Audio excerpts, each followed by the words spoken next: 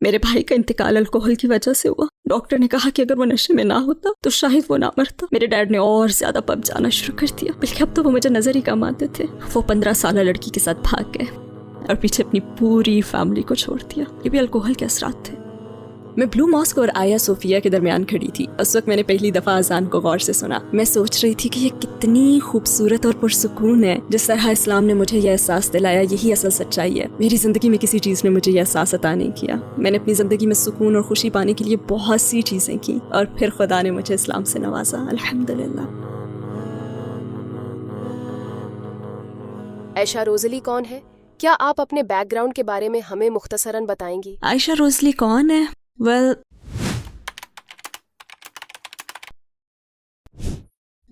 میں یو کے میں غریب گھرانے میں پلی بڑی ہوں. میرے ددیال والے سفر میں رہنے والے خانہ بدوشوں جیسے ہیں. ہم ایک کونسل ہاؤس میں پلے بڑے جو کہ یو کے میں بہت ہی سستی قسم کی رہائش ہے. ہاں، میں مشکل حالات میں پلی بڑی. ہم بہت غریب تھے، لیکن بعد میں ایسے حالات نہیں رہے تھے. جب میں نے ایکٹریس بننے کی کوشش شروع کی تھی تب میں نے حقیقت میں بہت کچھ سیکھا. مثلاً بات کس طرح سے کی جاتی ہے، اور یہ کہ اپنے آپ کو کس طرح سے پریزنٹ کرنا چاہیے. اور الحمدللہ اب میں مسلمان ہوں، تو یہی میری زندگی کی ہائی لائٹس ہیں. عقیدے کے حوالے سے آپ کی زندگی کیسی تھی؟ کیا اسلام سے پہلے آپ کا کوئی عقیدہ تھا؟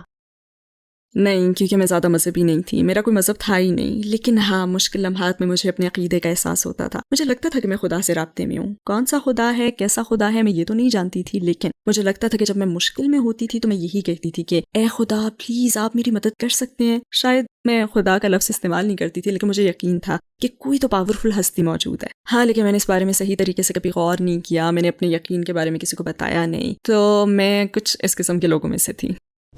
کس چیز نے آپ کو اپنے عقیدے پر سوال اٹھانے پر مجبور کیا؟ کیا کوئی خاص واقعہ یا سوچ تھی؟ یہ اس وقت کی بات ہے جب میں ترکی میں تھی، اور وہاں میں بلو ماسک میں تھی، جسے سلطان احمد مسجد بھی کہتے ہیں. اس وقت میں نے پہلی دفعہ مذہب کے بارے میں غور کرنا شروع کیا تھا. ہاں، میں نے دوسرے مذاہب کا تجزیہ بھی کیا ہے، لیکن اتنی گہرائی میں جا کر نہیں جتنا اسلام کے بارے میں کیا. دوسرے مذاہب کا تو میں نے صرف مطالعہ ہی کیا ہے نا، جبکہ اسلام تو ایسا مذہب ہے جس کا تجربہ میں نے اپنی فیلنگ سے کیا ہے. مسجد میں کھڑے ہو کر اذان سننے کا ایک بالکل ہی الگ احساس تھا. اسلام کے بارے میں پہلے آپ کے کیا خیالات تھے؟ کیا آپ کو کوئی تعصب تھا؟ مجھے اسلام کے بارے میں تعصبات تھے، لیکن وہ میرے لاشعور میں تھے. میں بذات خود اسلاموفوبیا میں مبتلا نہیں تھی. میں نے کبھی ایسا سوچا ہی نہیں کہ میں ایک مخصوص گروہ کے لوگوں کو ناپسند کروں، کیونکہ میں تو بہت مہربان رہنے اور اچھا انسان بننے کی کوشش کرتی تھی. ہاں، لیکن پھر بھی کچھ تعصبات تھے. جب میں پہلی دفعہ ترکی آئی تو مجھے یاد ہے کہ میری گرینی نے مجھ سے کہا کہ پلیز کسی مسلم ملک کی طرف مت جانا، پلیز بالکل بھی مت جانا. ان کا خیال تھا کہ میرے ساتھ کچھ ہو جائے گا. اور جب انہوں نے مجھے کہا کہ مت جاؤ، یہ تو مسلم ملک ہے، تو اس وقت میں باقی خوفزدہ ہو گئی تھی. تو جب میں ترکی مسجد میں گئی تھی تو میرے ذہن میں کچھ ایسے ہی تصور تھا. مجھے لگا کہ لوگ مجھے اندر جانے سے منع کریں گے، مجھ پر ہنسیں گے، یا پھر مجھے غلط انداز سے گھوریں گے. مطلب پہلی دفعہ مسجد جاتے وقت میرے ذہن میں بدترین اندیشے موجود تھے. آپ کو ایسا کیا تجربہ ہوا کہ آپ اسلام کی طرف مائل ہو گئیں؟ میرا الکوہل سے ہمیشہ ایک برا ریلیشن شپ رہا ہے. جب میں 8 سال کی تھی تو الکوہل کی وجہ سے میرے بھائی کا انتقال ہو گیا. تو اس بات کا مجھ پر گہرا اثر ہوا. ظاہر ہے میں اس کے بہت قریب تھی، وہ میرا بھائی تھا، لیکن اصل وجہ جس نے مجھ پر گہرا اثر ڈالا وہ یہ تھی کہ جب اس کا انتقال ہوا تو ڈاکٹروں نے کہا تھا کہ اگر یہ نشے میں نہ ہوتا تو یہ نہ مرتا. وہ نشے میں تھا اور اس کی لڑائی ہو گئی. صرف ایک پنچ میں وہ زمین پر ڈھیر ہو گیا. اس کے دماغ کے پچھلے حصے پر چوٹ لگی اور وہ مر گیا. زمین پر گرتے ہی مر گیا، صرف ایک لمحے کے اندر. لیکن ڈاکٹر نے کہا کہ اگر وہ نشے میں نہ ہوتا تو وہ یہ پنچ برداشت کر لیتا اور وہ نہ مرتا. تو یہی وجہ تھی. اگر وہ ڈرنک نہ کرتا تو وہ نہ مرتا. تو مجھے ہمیشہ سے الکوہل سے پرابلم رہی ہے. اور جب وہ مر گیا تو اس وقت میں بہت چھوٹی تھی، لیکن میری فیملی الکوہل کے مضر اثرات کو نہیں سمجھ سکی. انہوں نے بلکہ الکوہل کا استعمال جاری رکھا، بلکہ خوب ڈرنک کرتے. ایون میرے ڈیڈ نے تو اور زیادہ پب جانا شروع کر دیا تھا، اور وہ مجھے کم ہی نظر آتے تھے کیونکہ وہ زیادہ تر تو پب میں ہوتے، اور پب میں ہی وہ ایک 15 سالہ لڑکی سے ملے جس کے لیے انہوں نے میری ماں کو چھوڑ دیا. وہ ایک 15 سالہ لڑکی کے ساتھ بھاگ گئے اور اپنی پوری فیملی کو ایسے ہی چھوڑ دیا. یہ بھی الکوہل کے اثرات تھے. تو یہ ایک ایسی چیز ہے جس کی ہمیشہ میں وکالت کرتی آئی ہوں بڑے ہونے کے بعد بھی، کیونکہ 1 سال کے اندر میری تو پوری فیملی 2 حصوں میں تقسیم ہو گئی. یہ سب کچھ 1 سال میں ہوا. یہ میں، میرے ڈیڈ، میرے بھائی اور ماں تھی، اور بس یہی تھا. आधे जा चुके हैं, मैंने अपने डैड को फिर कभी नहीं देखा। आधे लोग चले गए और अब सिर्फ मैं और मेरी माँ रह गए। और इसके बाद भी जो भी हुआ, मैं अपने दिल में अल्कोहल के लिए नफरत लेकर ही बड़ी हुई। मुझे पार्टियों से नफरत थी, मैं पार्टी अटेंड नहीं करती थी क्योंकि मुझे बहुत बुरा महसूस होता था। लेकिन जैसे जैसे मैं बड़ी होती गई, शायद 20 साल की थी, तो मैंने सोचना शुरू किया कि शायद ये इतनी भी बुरी नहीं है। वैसे मुझे कभी भी पार्टियों का जुनून नहीं रहा, मैं इस जुनून से कभी गुजरी भी नहीं। ये तो बस मेरे लिए एक नेटवर्किंग की तरह था। हर कोई कहता कि अगर तुम क्लब जाओगी तो सही लोगों से मिलोगी, सही सर्कल से मिलोगी, तुम्हारा नेटवर्क बनेगा, तो बस इसीलिए मैंने जाना शुरू किया। और एक दफ़ा तो मैं लॉस एंजलिस में थी, एक नाइट क्लब में गई और किसी ने मेरी ड्रिंक में नशा मिला दिया और मेरी वो पूरी रात अस्पताल में तमाम हुई क्योंकि किसी ने मुझे अगवा करने की कोशिश की जब मैं लॉस एंजलिस में थी। और उस लम्हे के बाद मुझे याद है कि एक हस्पताल में मेरी आंख खुली। उस वक्त मेरी हालत बहुत बुरी हो रही थी और मैं सोच रही थी कि मैंने अपने साथ ऐसा किया ही क्यों, क्योंकि मैं तो हमेशा से अल्कोहल के खिलाफ थी ना, तो फिर मैं ऐसी जिंदगी की तरफ क्यों आने लगी हूँ। लेकिन इससे भी बुरा ये था कि मैं रुकी नहीं, मैंने इसे जारी रखा। मैं पार्टियों में जाती रही, हाँ इतना ज्यादा नहीं जितना मेरे दोस्त चाहते थे, उससे तो कम ही था। और जब मैं तुर्की आई तो मेरी नीयत साफ नहीं थी, जब मैं यहाँ आई तो मेरी नीयत अच्छी नहीं थी। मतलब अल्लाह ने मुझे वक्त दिया एक हद तक, जब तक कि मैंने अपनी पूरी ज़ात को खो नहीं दिया, क्योंकि मैं प्लास्टिक सर्जरी का इरादा रखती थी। अपने आप को बदलने के लिए अल्लाह ताला ने मेरा उस वक्त तक इंतज़ार किया जब तक कि मैंने अपना आप खो नहीं दिया, और फिर अल्लाह ताला मुझे इस्लाम की तरफ ले आया। इस्लाम के बारे में आपको सबसे ज्यादा किस चीज ने मुतासर किया? ये कोई एक चीज नहीं है, वक्त के साथ साथ कई चीजें सामने आई। मेरे ख्याल से मेरे लिए सबसे बड़ी चीज जिसने मुझे इस्लाम के बारे में संजीदगी से सोचने में मजबूर किया, वो मेरा पहली दफा तस्बीह पढ़ना था। जब मैंने देखा कि तुर्की के लोग तस्बीह पढ़ते हैं, मैंने बहुत से लोगों को ये करते देखा, मैंने सोचा कि शायद ये कोई स्ट्रेस बीड्स हैं, क्योंकि मैं इसे यही कहती थी। मैंने अपनी माँ को कॉल किया और उन्हें बताया कि तुर्की में लोग स्ट्रेस बीड्स यूज करते हैं, जो बहुत अच्छा लगता है। फिर जब मैंने पहली दफ़ा गूगल किया कि इसे क्या कहते हैं, तब मैंने जाना कि इसमें सुब्हान अल्लाह, अल्हम्दुलिल्लाह और अल्लाह अकबर पढ़ते हैं। मैंने इन अल्फाज के मानी सीखे और फिर मैंने पहली दफ़ा इसे करना शुरू किया। इसके अलावा एक और लम्हा भी है जो कि बहुत स्पेशल है, और ये मेरे पहली दफ़ा तस्बीह पढ़ने के बाद हुआ। वो लम्हा जब मैं इस्तांबुल की ब्लू मॉस्क से बाहर आ रही थी, तो खुद सोच रही थी कि मुझे हॉस्टल वापस तो जाना है, लेकिन मैं जाऊंगी कैसे। तो मैंने अपना फ़ोन निकाला ताकि मैं गूगल मैप खोलूं, तो मेरा फ़ोन जिसमें 50% चार्जिंग थी, लेकिन फिर भी वो बंद हो गया। मुझे याद है कि मैं उस वक्त बहुत बेचैनी महसूस कर रही थी कि मैं वापस हॉस्टल कैसे जाऊंगी, वो भी एक गैर मुल्क में, मुझे तो रास्ता भी नहीं मालूम था। मैं परेशान हो गई थी और उस वक्त भी आज़ान हो रही थी, और यकीन जाने ये आवाज़ सुनकर मेरी परेशानी जैसे दूर हो गई, जैसे सब कुछ गायब हो गया, मेरी बेचैनी दूर हो गई। और मैंने सोचा कि ए खुदा, अगर वाकई आप मौजूद हैं तो हॉस्टल पहुंचने में मेरी मदद फरमा। उस वक्त मेरे जहन में यही ख्यालात थे, और उस लम्हे में बहुत वक्त तक मैं परेशान नहीं हुई, बेचैन नहीं हुई। मेरे मुसलमान होने से पहले जो मेरा ज़्यादा वक्त था वो परेशानियों में ही गुजरता था। मतलब मुझे हर चीज़ परेशान करती थी, मेरे अंदर बहुत ही एंग्जाइटी थी। जैसे क्या पता मैं गली में जाऊं और मेरे साथ ऐसा हो जाए, क्या पता मैं ऐसे करूं और यूं हो जाए। और जब मैंने इस्लाम को डिस्कवर कर लिया, एक दफ़ा मैं मुसलमान हो गई, तो ये मेरी एंग्जाइटी का इलाज था।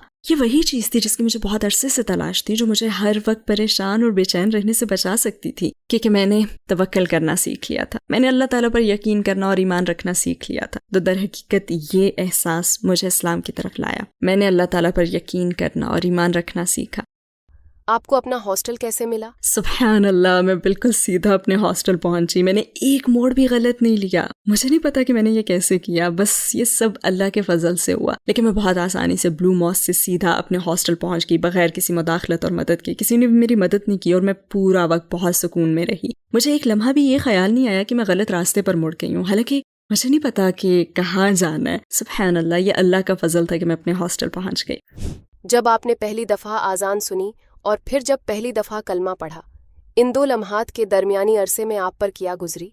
ब्लू मॉस्क में मेरा पहला तजुर्बा था। उसके बाद मैं हॉस्टल वापस आ गई, फिर मैंने कुरान मजीद पढ़ना शुरू कर दिया। मेरे हॉस्टल में कुरान मजीद का अंग्रेज़ी तर्जुमा मौजूद था, तो मैंने वही उठाया और उसे पढ़ना शुरू कर दिया। और शायद मैंने सूरह अल बकरा के ये 5 सफ़े पढ़े थे। मुझे याद है मैं फ़ोन से किसी भी आयत की तस्वीर ले लेती जो मुझे दिलचस्प लगती। इसके बाद मैंने पढ़ना जारी रखा, कुरान मजीद का मुताला करती रही। हालांकि मेरा मुसलमान बनने का कोई इरादा नहीं था, मैंने तो ये सब सिर्फ इसलिए किया था क्योंकि मुझे ये दिलचस्प लग रहा था। कोई चीज़ जैसे मेरी दिलचस्पी को भड़का रही थी, तो मैं जानना चाहती थी कि ये सब क्या है। फिर मैं यूके वापस आई, मैंने सीखना जारी रखा, और जैसे मैं यूके वापस आई तो मेरी वापसी के एक ही हफ्ते के बाद लॉकडाउन लग गया, जो कि सुभान अल्लाह, अल्लाह ताला का एक मुकम्मल प्लान था। کیونکہ اگر ایسا نہ ہوتا تو یہی ہوتا کہ میرے UK واپس آتے ہی میں فلم سیٹ پر واپس چلی جاتی اور سب رہ جاتا. کیونکہ فلم میں کام کرنا ایسے ہی ہے کہ آپ کبھی صبح جاتے ہیں اور شام کو ہی واپس آتے ہیں اور آپ کی اپنی کوئی زندگی نہیں ہوتی. لیکن سبحان اللہ لاک ڈاؤن لگ گیا جس نے مجھے گھر میں اپنے فون، کمپیوٹر اور کتابوں کے ساتھ رہنے پر مجبور کیا. اور پھر میں نے مطالعہ کیا اور میں نے سیکھا، لیکچر سنے. یہ سب میں نے گھر بیٹھ کر کیا. مجھے کسی بھی مسلمان کا پتہ نہیں تھا. میں نے سارا سفر خود ہی طے کیا ہے. لیکن اب بھی میرا مسلمان ہونے کا کوئی ارادہ نہیں تھا. جس چیز نے واقعی مجھے اس کے لیے ابھارا وہ یہ تھی کہ جب میں نے نماز پڑھنا شروع کی، اب میں نے صرف ٹرائی کرنے کے خیال سے شروع کی کیونکہ میں اپنی مدد آپ کے اصول پر چل رہی تھی. اور میں نے سوچا کہ اگر کوئی فجر میں اٹھ سکتا ہے تو اس کا مطلب یہ ہے کہ ان کا سیلف کنٹرول بہترین لیول پر ہے. تو اس لیے میں نے بھی نماز پڑھنا شروع کی. دراصل میں نے نماز اپنے شب و روز پر کنٹرول پانے اور اس کو ایک ضابطے پر لانے کے لیے شروع کی. اور یہ کرنے سے میرے شب و روز زیادہ مفید ہو گئے کیونکہ میں فجر اور ظہر کے درمیان کچھ پلان کرتی اور باقی نمازوں کے دوران اور چیزیں کرتی. اس طرح سے ایک نماز سے دوسری نماز کے دوران میں جو بھی وقت ہوتا تھا اس میں کچھ نہ کچھ پلان کر لیتی. تو میرا شیڈول اتنا پروڈکٹیو ہو گیا کہ میں یقین ہی نہیں کر سکتی تھی. مجھے یہ سب بہت اچھا لگا. میرے تاثرات ایسے ہوتے تھے، یہ تو بہت عمدہ ہے، اسلام تو بہترین ہے. جو لوگ دن میں 5 نمازیں پڑھتے ہیں وہ بہت زبردست ہے کیونکہ آپ اپنے ایک دن میں بہت کچھ کر سکتے ہیں. تو میں یہ سب کر رہی تھی کہ رمضان آ گیا اور میرا ارادہ تھا کہ میں سیلف کنٹرول کرنے کے لیے اب یہ بھی ٹرائی کروں گی. میں رمضان بھی ٹرائی کروں گی. ہاں، میری امی کو یہ ارادہ پسند نہیں آیا تھا. ان کا تو یہ خیال تھا کہ میں مر جاؤں گی. انہوں نے سختی سے منع کر دیا کہ تم مر جاؤ گی اور وہ میرے اس ارادے سے بہت ناراض بھی تھی. تو میں نے رازداری سے رمضان کے روزے شروع کر دیے. مجھے یقین نہیں آ رہا تھا کہ میں یہ کر رہی ہوں. آنیسٹلی میں یہ سب کرنا ایکسپیکٹ نہیں کر رہی تھی. خیر میں نے روزے رکھنا شروع کیے اور اس وقت در حقیقت میرا ایمان بیدار ہوا. اس نے مجھے دنیا کی اور اپنی ذات کی غلامی سے روکا اور بس صرف اللہ تعالیٰ کی اطاعت سکھائی. کیونکہ رمضان میں میرا بس یہی تھا کہ فوکس. میرا روزہ ہوتا، میں نماز پڑھتی اور اس کے درمیان میں صرف اسلام کے بارے میں سیکھتی.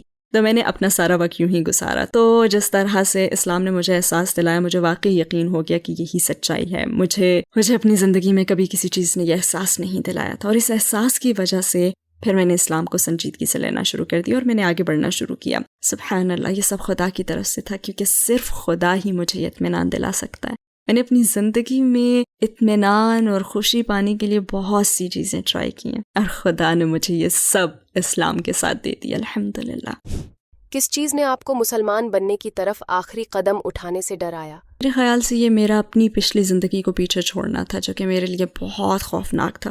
کیونکہ مجھے پتا تھا اگر ایک دفعہ میں مسلمان ہو گئی تو اس شخصیت کی طرف میں کبھی بھی نہیں لوٹوں گی جو کہ میں تھی. یہ خیال کہ اب میری فیملی کیا سوچے گی یہ بہت ڈرانے والا تھا. اپنا سارا کریئر بدلنا، وہ کریئر جس میں 10 سال سے کام کر رہی تھی، جی رہی تھی، سو رہی تھی، کھا پی رہی تھی، مطلب میری پوری زندگی تھا. یہ میرا کریئر تھا. میں نے جب بھی کوئی فیصلہ کیا تو بطور اداکارہ فلموں میں کام کرنے کی بنیاد پر کیا، وہ سب کچھ جو میں کرنا چاہتی تھی. تو ان سب چیزوں نے مجھے سچ میں ڈرایا. جب آپ نے کلمہ پڑھا تو آپ کو کیسا محسوس ہوا؟ کیا آپ اس لمحے کی تفصیل بیان کر سکتی ہیں؟ میں نے کلمہ رسمی انداز میں نہیں پڑھا. میں نے یہ مسجد میں نہیں کیا. میں نے کووڈ میں لاک ڈاؤن کے دوران اپنے لیونگ روم میں یہ کیا اور میں ساری رات روئی تھی. یہ رمضان کے 10 دن تھے جب میں مسلمان ہوئی تھی اور میں تقریباً پورا وقت روتی رہی.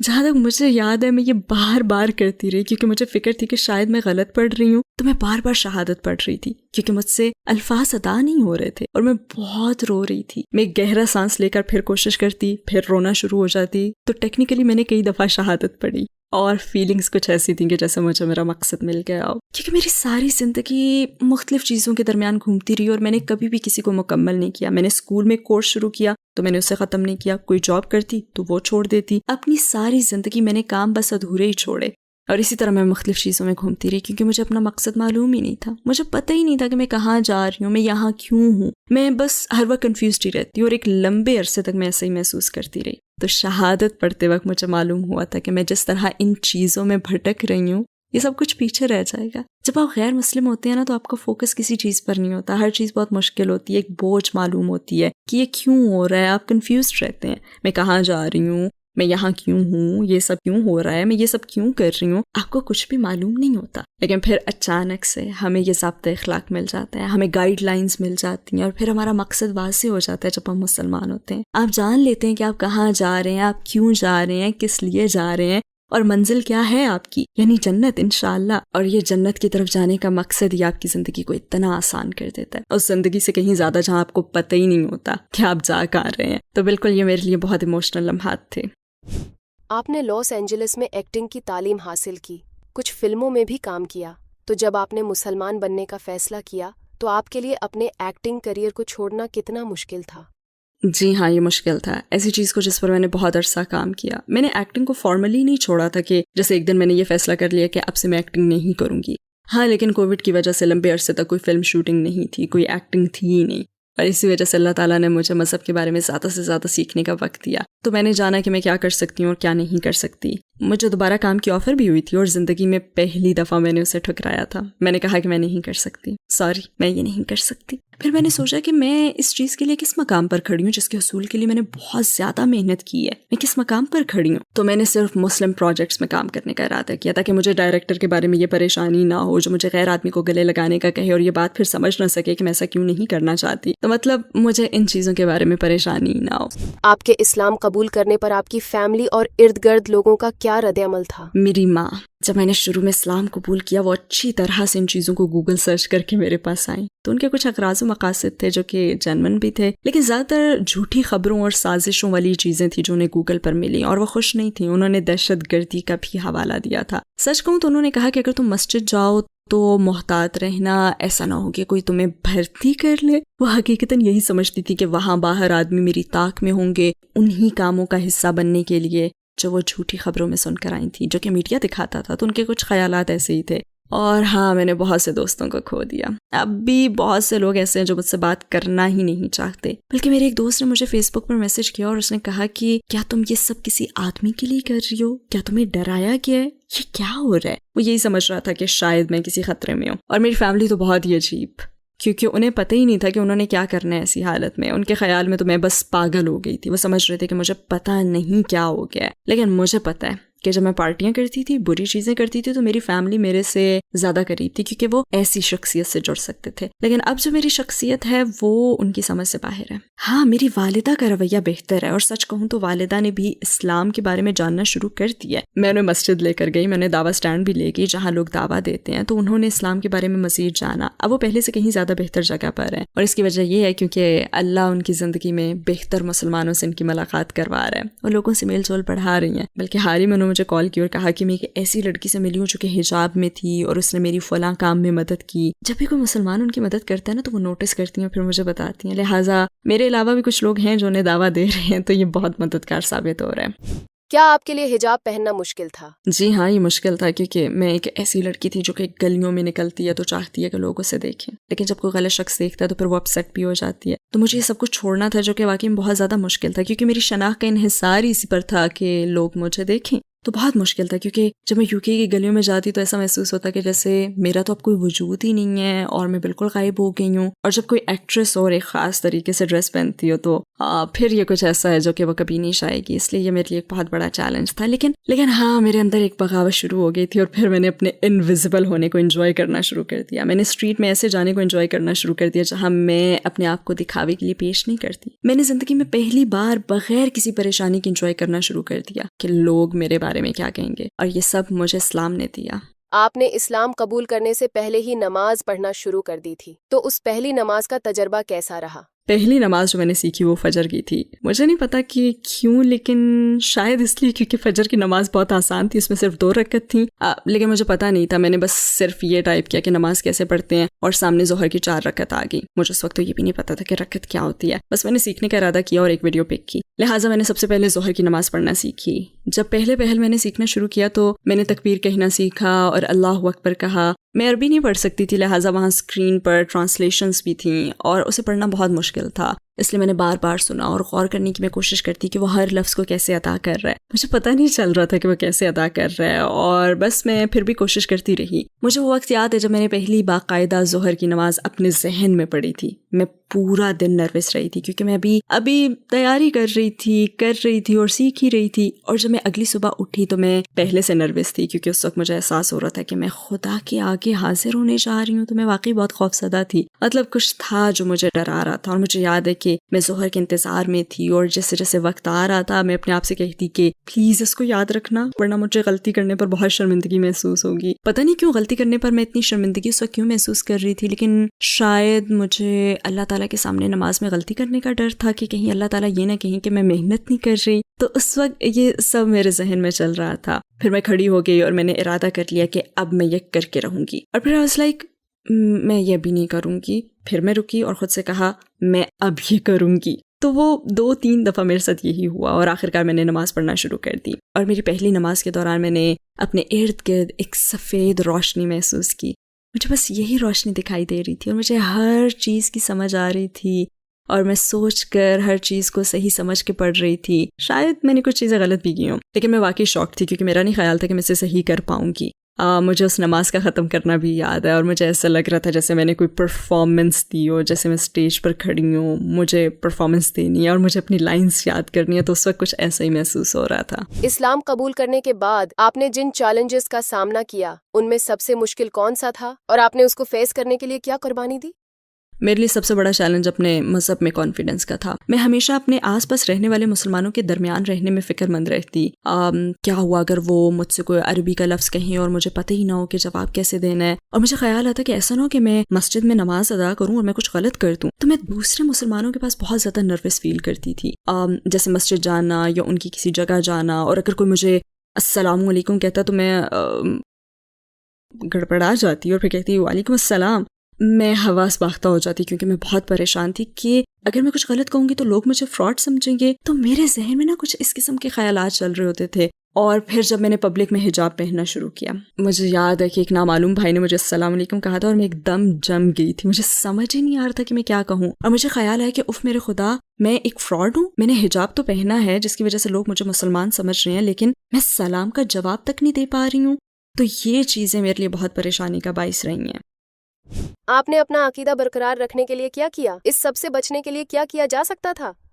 میرے خیال سے میرے لیے بھی, اور جس چیز کی میں ہمیشہ تجویز دیتی ہوں وہ ہے مسلسل سیکھنا. مستقل اپنے علم کو بڑھانا ہی مجھے اپنے مذہب سے وابستہ کرتا ہے اور میں مذہب کو اچھے طریقے سے سمجھ سکتی ہوں. اور میرا خیال ہے کہ جو لوگ اسلام قبول کرتے ہیں انہیں سب سے زیادہ اسی بات کی ضرورت ہوتی ہے کہ وہ مذہب کے بارے میں کچھ نہ کچھ سیکھتے رہیں. جب آپ کے سیکھنے کے عمل میں زیادہ وقفہ آ جاتا ہے تو آپ پھر مذہب سے دور ہو جاتے ہیں. میرے خیال سے ایسے لوگ زیادہ علم حاصل کرنے پر وقت لگاتے بھی نہیں ہیں, اسی لیے تو وہ ایک ہی مقام پر رک جاتے ہیں. اور پھر ایک وقت آتا ہے کہ وہ یہی سوال کر رہے ہوتے ہیں کہ ہم کیوں یہ سب کر رہے ہیں, کیونکہ وہ مطالعہ ہی نہیں کر رہے ہوتے اور یہ سب چیزیں وہ دیکھ ہی نہیں رہے ہوتے, اور پھر سیکھنے کے عمل سے دوری کی بنا پر وہ آہستہ آہستہ سب کچھ بھولتے جاتے ہوتے ہیں. تو میں یہی کہوں گی کہ سیکھنے کا عمل جاری رہنا چاہیے.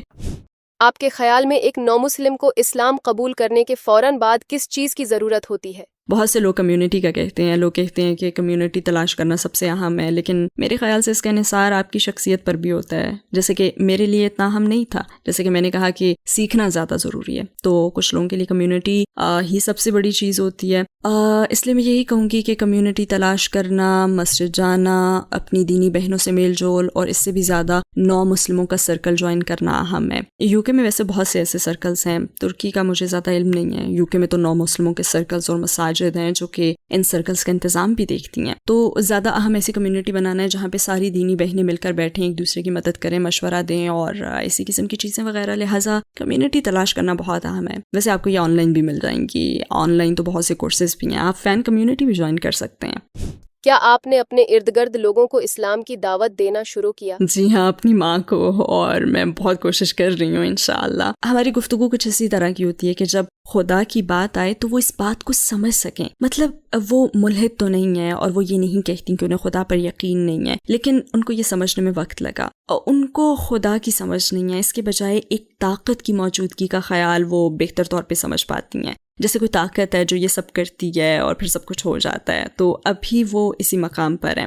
بلکہ انہوں نے تو مجھے کافی دفعہ یہ بھی کہا ہے کہ انہیں اپنے کرسچن بیک گراؤنڈ کی وجہ سے مذہب پر گفتگو پسند نہیں ہے. حالانکہ وہ کٹر کرسچن بھی نہیں ہیں, لیکن وہ کرسچن اسکول میں پلی بڑھی ہیں. تو ان کے خیال میں خدا کوئی ایسا شخص ہے جو بادلوں میں بیٹھا سب کو دیکھ رہا ہے. مطلب یہ کوئی شخص ہے. خدا کے بارے میں ان کا بھی یہی تصور ہے, جیسے کوئی شخص بادلوں میں بیٹھا سب کچھ نیچے دیکھ رہا ہوتا ہے. تو یہ ان کے زمانے کی باتیں ہیں جہاں ان کے خدا کے بارے میں عجیب و غریب نظریات تھے. اور میرے خیال سے تو انہوں نے بچپن میں جیزس کی بہت سی تصویریں بھی دیکھی ہیں جس کی وجہ سے ان کا مائنڈ کنفیوزڈ ہے، اور یہ کنفیوژن ان کی باقی زندگی پر بھی اس طرح اثر انداز ہوئی ہے کہ وہ خدا کا تصور ہی نہیں سمجھ سکیں، انہیں خدا کا لفظ پسند نہیں ہے۔ وہ مجھے کہتی ہیں کہ میں کنفیوزڈ ہوں، مجھے یہ سمجھ نہیں آتا، اور جس طاقت پر انہیں یقین ہے وہ خدا ہے، تو وہ یہ ربط نہیں بنا پا رہی ہیں، ان کے لیے یہ سب مشکل ہے۔ کیا آپ کے زیر اثر کوئی مسلمان ہوا؟ واللہ عالم، مجھے قرآن مجید کے بہت زیادہ آرڈرز ملتے ہیں، میں فری قرآن مجید دیتی ہوں، یہ سب میری ویڈیوز میں ہیں جہاں فری قرآن مجید کے لیے ایک لنک موجود ہے، اور مجھے روز کے حساب سے 10 قرآن مجید کے آرڈر ملتے ہیں، مجھے بہت سے آرڈرز ملتے ہیں، تو مجھے نہیں پتا کہ ان میں سے کوئی اس وجہ سے مسلمان ہوا ہوگا یا نہیں۔ اور جہاں تک انسٹاگرام پہ میرے ان باکس کا تعلق ہے تو میرے پاس بہت سے لوگوں کے میسیجز آتے ہیں جہاں لوگ کہتے ہیں کہ میں اس ویڈیو کی وجہ سے مسلمان ہوا ہوں۔ اب مجھے علم نہیں ہے کہ یہ بات درست ہے یا نہیں، کیونکہ میں کبھی ان لوگوں سے ملی نہیں ہوں۔ ہاں، ایک لڑکی ہے جس کا مجھ سے فون پہ رابطہ ہوا تھا، اس کا علم ہے مجھے کہ وہ واقعی مسلمان ہو گئی، تو جن کو میں نہیں جانتی ان کے بارے میں مجھے علم نہیں ہے۔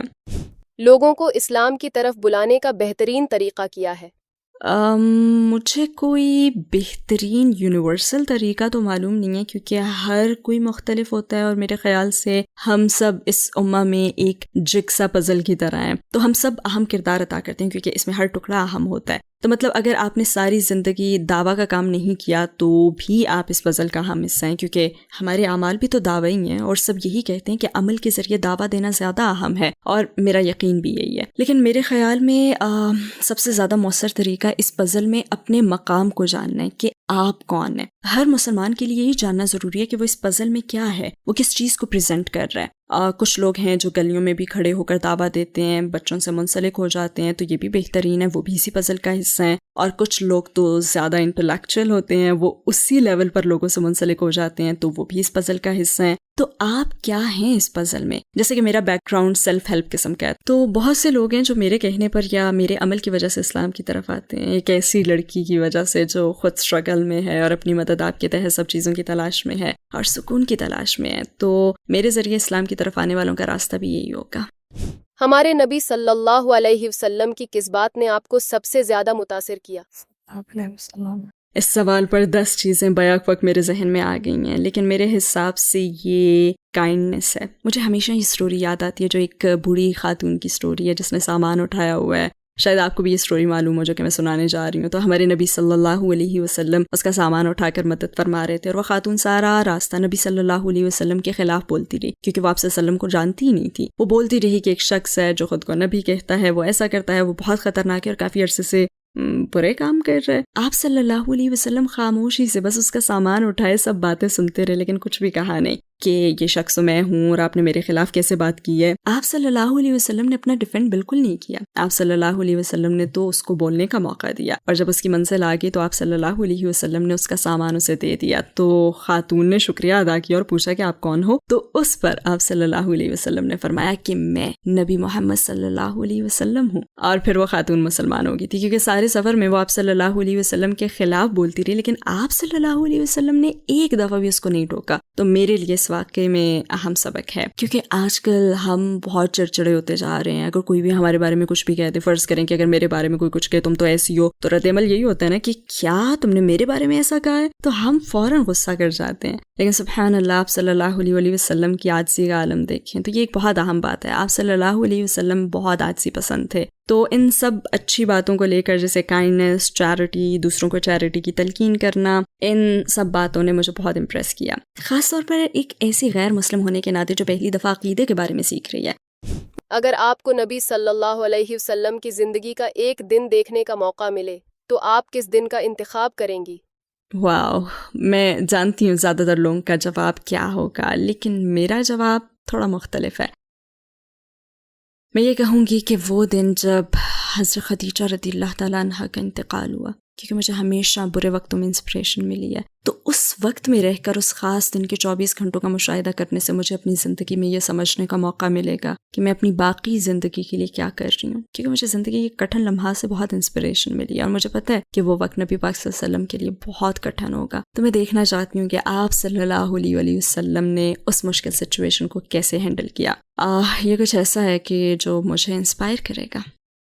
اگر آپ کو دنیا کے تمام غیر مسلموں سے ڈائریکٹلی بات کرنے کا موقع ملے تو آپ کیا کہیں گی؟ میں یہ کہنا چاہوں گی کہ رک جائیں، تھوڑی دیر کے لیے رک جائیں اور اپنے ارد گرد دیکھیں اور غور کریں. میں یہی کہنا چاہوں گی کیونکہ ہم میں سے زیادہ تر جیسے ایک رولر کوسٹر پر سوار ہوتے ہیں جو کہ رکتی ہی نہیں ہے، بڑھتی چلی جاتی ہے، اور شیطان نے ہمیں اس رولر کوسٹر پر بٹھا رکھا ہے اس حساب سے کہ ہم مسلسل مصروف رہتے ہیں، مسلسل کچھ نہ کچھ کر رہے ہوتے ہیں اور ہمیں رک کر دیکھنے اور سمجھنے کا موقع ہی نہیں ملتا. کیونکہ اگر کوئی خدا کو جانتا ہے، اس کی صفات کو جانتا ہے، تو جب وہ ارد گرد دیکھے گا نا تو اسے ہر چیز میں موت سے ہی نظر آئیں گے. اور اگر کوئی ایک لمحہ رکتا ہے کہ ارد گرد دیکھ کر غور کرے تو وہ بھی اس نتیجے پر پہنچے گا کہ یہ سب کچھ اتفاقاً تو یا نہیں ہو رہا، ان سب چیزوں کو یہی ہونا چاہیے تھا کیونکہ کسی نے اس کو ترتیب دی ہے اور اس نے ہر چیز کو پرفیکٹ بنایا. اس دنیا کی ہر چیز بہت پرفیکٹ ہے، حتیٰ کہ ایک ایٹم بھی اگر اپنی جگہ سے ہٹ جائے تو بہت زیادہ خرابیاں ہوں گی. تو ان چیزوں پر رک کر غور کرنے کے لیے میں ایسے ہی کہوں گی ہر کسی سے کہ رک جائیں اور دیکھیں اور غور و فکر کر کے اسے سمجھنے کی کوشش کریں کہ ہم یہاں کیوں ہیں، آپ یہاں کیا کر رہے ہیں، ہم کہاں جا رہے ہیں. تو میں انہیں اس ٹائم کو نکالنے کا کہوں گی. آپ یہاں کوئی آخری اظہار خیال کرنا چاہیں گی؟ میں نے اپنی زندگی کے بہت سے مشکلات لمحات کا ذکر کیا اور زیادہ تر لوگوں کو خدا بھی مشکل لمحات میں ملتا ہے، یہ عام بات ہے، لیکن میرے خیال میں اللہ تعالیٰ کو اپنے اچھے وقتوں میں یاد رکھنا بھی بہت اہم ہے، اور یہی میرا آخری خیال ہے. میں واقعی چاہتی ہوں کہ ہر کوئی خدا کے بارے میں غور کرے، صرف مشکل وقت میں نہیں بلکہ اچھے وقتوں میں بھی، کیونکہ ہم اچھے وقت میں اللہ تعالیٰ کو بھول جاتے ہیں. جس کو زیادہ عطا ہوا ہے اس کو زیادہ اسلام کی پیروی کرنی چاہیے اور محروم ہونے پر ہی یاد نہیں کرنا چاہیے بلکہ ہر حال میں شکر ادا کرنا چاہیے، الحمدللہ. لیکن پلیز اللہ تعالیٰ کو مت بھولیں، کہ یہ بہت عام بات ہے. میں اکثر دیکھتی ہوں کہ لوگوں کو زندگی میں جتنا زیادہ عطا ہوتا ہے اتنا ہی وہ پھر دین سے بھی دوری اختیار کر لیتے ہیں، اور جن لوگوں کو مشکلات کا سامنا ہوتا ہے وہ دین پر مضبوطی سے قائم رہتے ہیں. جیسے کہ غریب ممالک میں رہنے والے لوگ زیادہ خوش رہتے ہیں کیونکہ ان کا ایمان مضبوط ہوتا ہے. وہ عیش و عشرت میں زندگی گزارنے والے لوگوں سے زیادہ خوش ہیں. میرے کہنے کا بھی یہی مطلب ہے کہ ہم میں سے اکثر دیکھ سکتے ہیں کہ ہم ایک آرام دہ گھر میں بیٹھے ہیں، ہمارے سر پر چھت ہے، ہمارا فریج کھانے پینے کی چیزوں سے بھرا ہوا ہے، شاید اس امت کے سینکڑوں لوگوں سے تو بہتر ہے. تو شکر گزار رہنا چاہیے، اور شکر گزاری کا مطلب صرف الحمدللہ کہنا نہیں ہے. مطلب الحمدللہ تو کہنا چاہیے لیکن عمل سے بھی کر کے دکھائیں، اور وہ عمل یہ ہے کہ آپ مذہب کے بارے میں زیادہ سے زیادہ جانیں، باہر نکلیں، مزید محنت کریں، زیادہ چیریٹی دیں، مذہب کے بارے میں زیادہ سیکھنے کی کوشش کریں، مزید اچھا کنٹینٹ دیکھنے کی کوشش کریں، اور اس بات پر احتیاط کریں کہ آپ کیا دیکھ رہے ہیں. اور یہی میرا آخری پیغام ہے.